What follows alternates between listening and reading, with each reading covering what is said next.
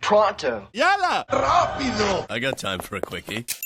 1917 is a 2019 war drama directed by Sam Mendes, shot by Roger Deakins, edited by Lee Smith, with music by Thomas Newman. Runtime is 120 minutes and it's rated R. It stars Dean Charles Chapman, George McKay, and a ton of other amazing actors. So the movie is about two soldiers in World War I who are given a mission to go behind enemy lines to make it to some troops that are about to launch an attack. These troops think that they have the advantage and they're going to attack in the morning, but if they do, they don't realize they're walking into a trap and they are going to be slaughtered. So it's up to these two soldiers to make it to those guys before they launch the attack and lose 1,600 men. I love how the movie starts out. It's calm, it's quiet, it's beautiful. Right away you notice this amazing color palette that they use throughout the entirety of the film. But they don't let you relax for too long because the action starts pretty much right away. You know, you don't know what's going on, you don't know what's going to happen, but little by little it feeds you the information as the main characters get the information as well. One of the ways that this movie conveys that information is through very long takes that are joined together seamlessly with post-production CGI. So the entire movie actually looks like it was just one long take.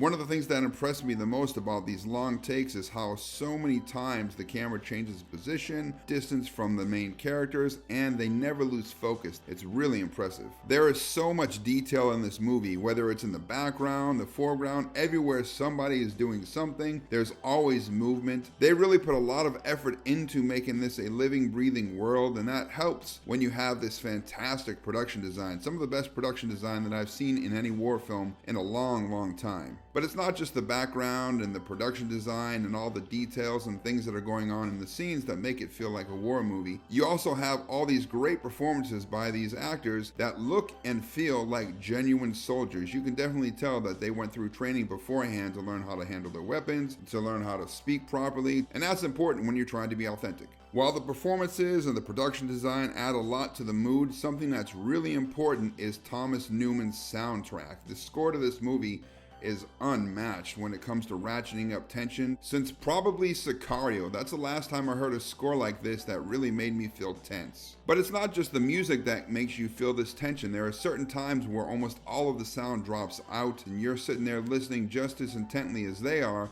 for enemy movements or whatever dangers might lurk beyond certain obstacles. The difference between the two soldiers, though they are friends, is pretty stark. One of them is a grizzled veteran. He's been in combat for a while. The other one is kind of bright-eyed and optimistic. But no matter what, they're on this journey together, disagreements or not. A lot of the events that transpire in the movie don't go the way that you expect they would, and the way that they set up these things and subvert your expectations is with clever angles, musical cues, and hidden cuts that happen when objects pass between us and the soldiers. The use of these hidden cuts to make the movie look like it is one take also helps with ratcheting up the tension and keeping things going. It doesn't give you a lot of room to breathe. Sometimes something happens and you get a little bit of time to catch your breath, but not very often. And because you have these long instances of tension building, when something happens, it feels really big, it feels really epic, and it feels devastating. There are a couple things that also help this movie feel like it is one long take, and that is the perfect continuity from one shot to the other. I never saw anything out of place, and I'm super OCD about that stuff.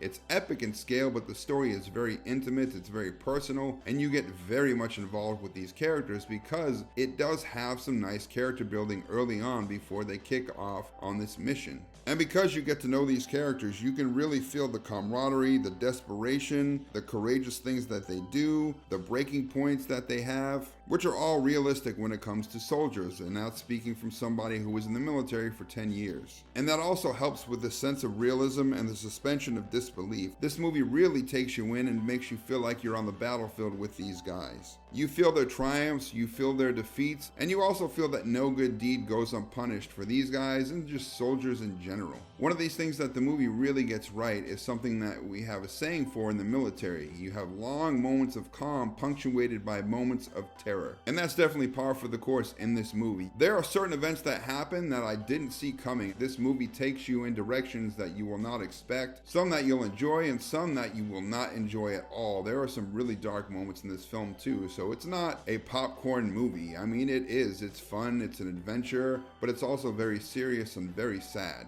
You have all of these massively talented and famous actors doing these small parts, and I think that speaks to the power of the script and the direction of the movie. These guys really wanted to be part of this film, and that comes across. The climax of this movie is so stressful. I was on the edge of my seat. I was miserable because I wanted to see what would happen. I was hopeful about one thing and worried about another, and it's executed beautifully. There were a couple things that kind of threw me off. There are a few times where they show animals and they're very obviously CGI. I felt like they could have put a little more effort into those animals like they did for the rest of the film. And there are two other parts that also kind of involve CGI and these moments with water. You can really tell that there was some green screen stuff done in these two parts because the edges are really soft. In the compositing, I don't know if they just didn't have enough time or they thought it looked pretty good, but it doesn't actually. And for most of the film, even though it's this one long take, all of the camera angles are realistic. It reminded me of like Pacific Rim Part 1. You had all of these camera angles that were grounded in reality, so they felt real, they felt legit. And that's why in Pacific Rim 2, when the camera's flying all over the place, you don't have that sense of realism, and it just feels kind of fake. And there are 2 points, those same 2 points actually that I was talking about with the water, where the camera does this weird angle that you know is not humanly possible, and it takes you out of the movie. Because for the whole film, you feel like you're following these guys. You feel like you're on this journey with them. But those aren't massive complaints. This movie was nearly perfect, and those are the only things that really stood out to me. All in all, in this humble veteran and filmmaker's opinion, this is one of the best war movies ever made. This is a profound portrayal of war, unmatched since Terrence Malick's A Thin Red Line in its maturity and subtlety. It's an instant classic. With all that being said, what is my score? Drum roll, please.